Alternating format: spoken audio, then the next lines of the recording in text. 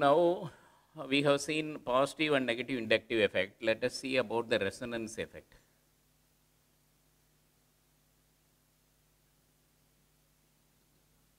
You take a compound like NS2,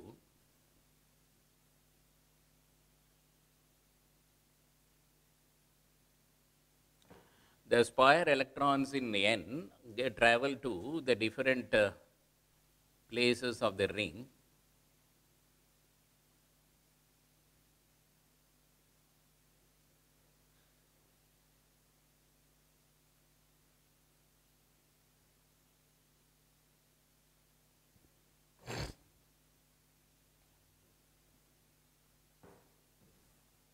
Okay.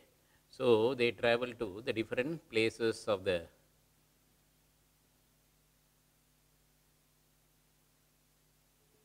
ring in such a way that, yeah,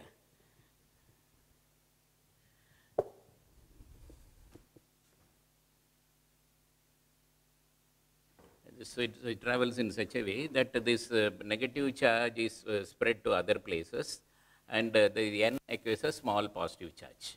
Okay. So, let us see how this is.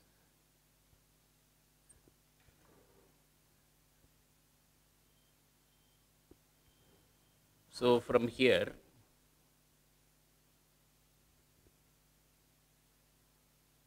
it will go here, and this will, okay.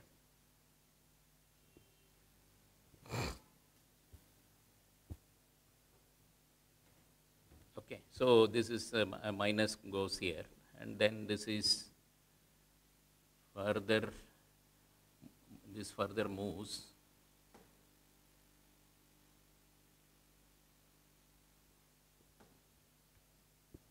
in such a way that, yes, from there it will go to this place. Okay. So,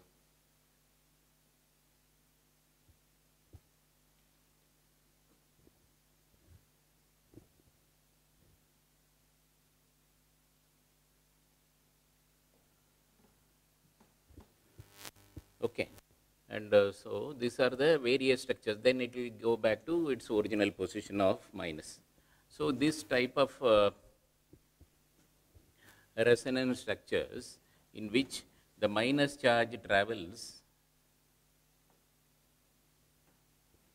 okay, the minus charge travels across to different places is called plus R effect.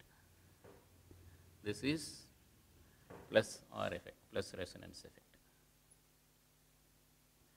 Compounds like NH2 and compounds like OH, okay, compounds like OH and other relative compounds NH2 or NHR or NR2, all these compounds, they show this property of plus resonance effect. Okay. They show the property of plus resonance effect, and this is COR as well as OR, all those things.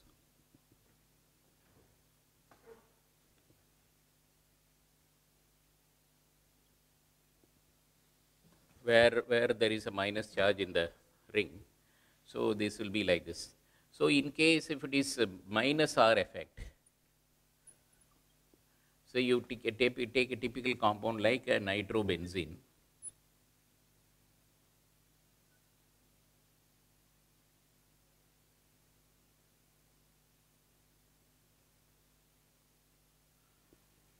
Okay, there are spare electrons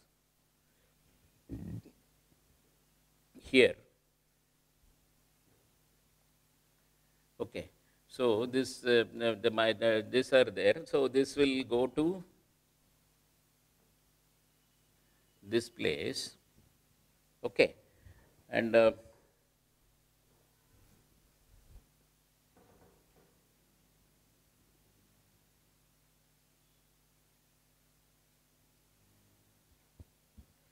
So the plus charge will be again moving from different places. Actually here it will be the plus charge which will be moving, and the minus will be concentrated upon in different places. Okay. So how the movement happens we can see.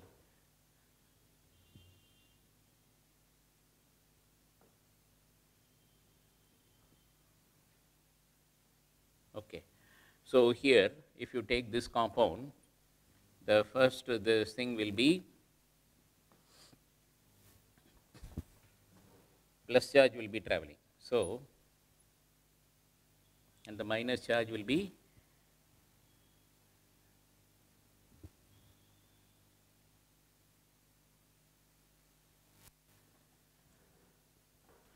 okay. So this will become O minus, and this will occur a plus charge.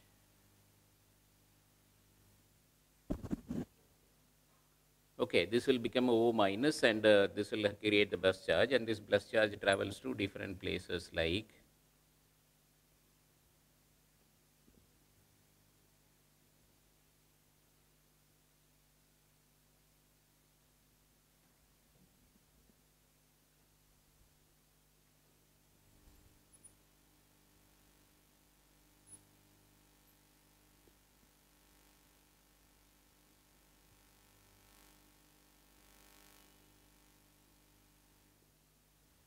okay. So this is a minus R effect. So plus R effect and minus R effect, or a plus like a plus inductive effect and this thing. So this will go to different places, and so the R gets so the R the resonance structures get stabilized. Okay. So this is how the, if you want you can write the spare electrons here, but okay. So this is how the minus R effect. So minus R effect will be shown more in nitro group.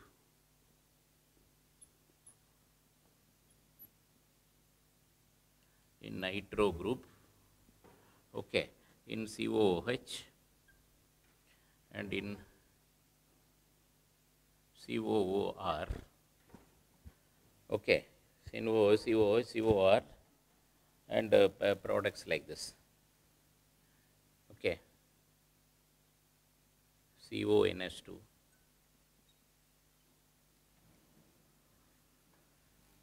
All this will be showing minus R effect. Oh, okay. Hope you have understood. Here the plus charge is traveling, whereas here the minus charge is traveling. Now, let us see the various methods for purification of organic compounds.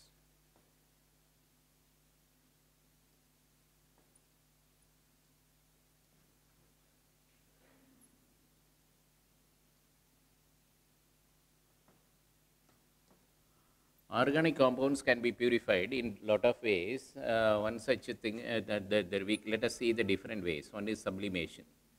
Sublimation, you know very well. From solid, it goes to gas without changing to liquid on heating. Okay. So the products which are to separate the product which are sublimable from the impurities which are not, we have to heat the product, and so that the pure solid escapes as a gas, and so they are collected, and they are collected separately and cooled to get the pure compound. So this is sublimation. Then after apart from sublimation, we also have crystallization. And you know very well that crystallization is that actually the product is made to from a crystalline solid and a non-crystalline impurity. The process of crystallization is used so that the product is made to, the impure product is made to actually impure product is made to dissolve or to melt with a temperature, and once after fully melting, the liquid is then allowed to cool. When we cool, we get the pure pure component crystallizes, leaving the impurities back. So the crystallized thing is filtered out. Then we get the pure component in the filter paper, and the impurities settle down as a liquid. Okay, that is about crystallization. Then we have the methods like distillation. Distillation may be of 3-4 types. A simple distillation where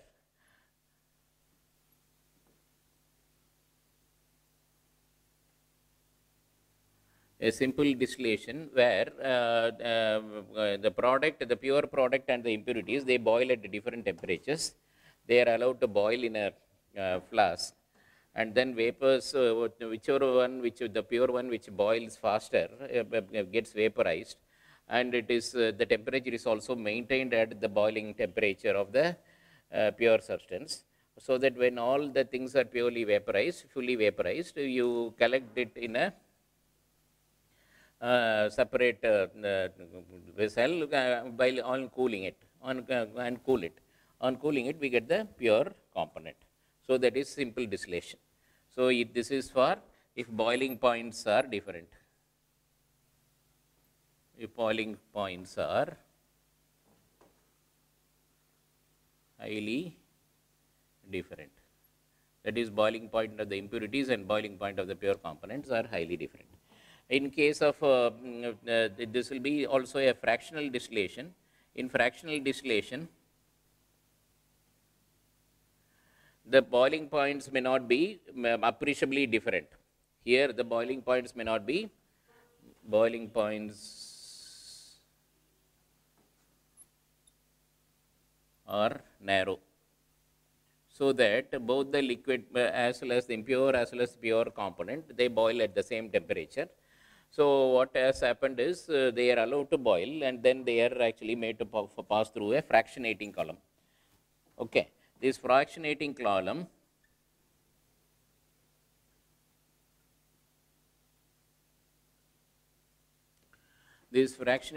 collects all the vapors, and so then they are allowed to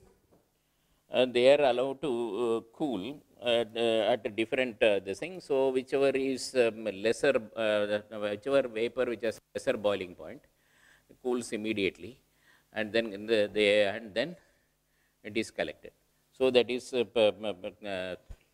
fractional distillation. We also have a distillation under reduced pressure.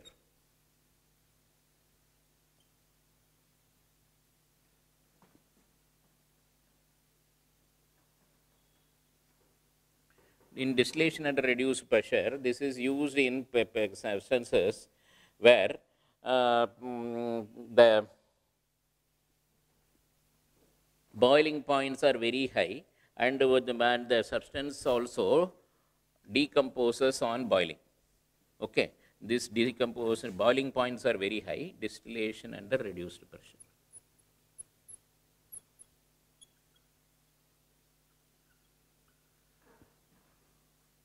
Boiling points are high, and they decompose at the boiling point or any time before the boiling point. Okay, so what we have to do is actually we can allow the liquids to boil by reducing the pressure, and you know very well the boiling point is decided by the pressure. So once the outside pressure becomes equal to the inside pressure becomes equal to the atmospheric pressure, that the liquid boils. So by reducing the pressure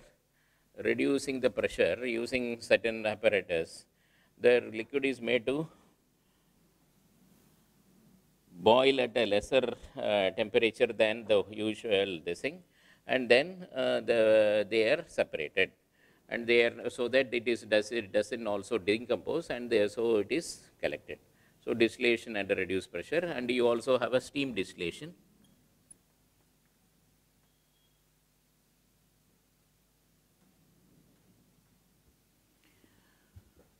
In steam distillation, there are certain substances which are insoluble, but then they actually are made to actually get distilled at the with the usage of steam, that is water vapor. So with these are the methods in which the different purifications of the compounds happen.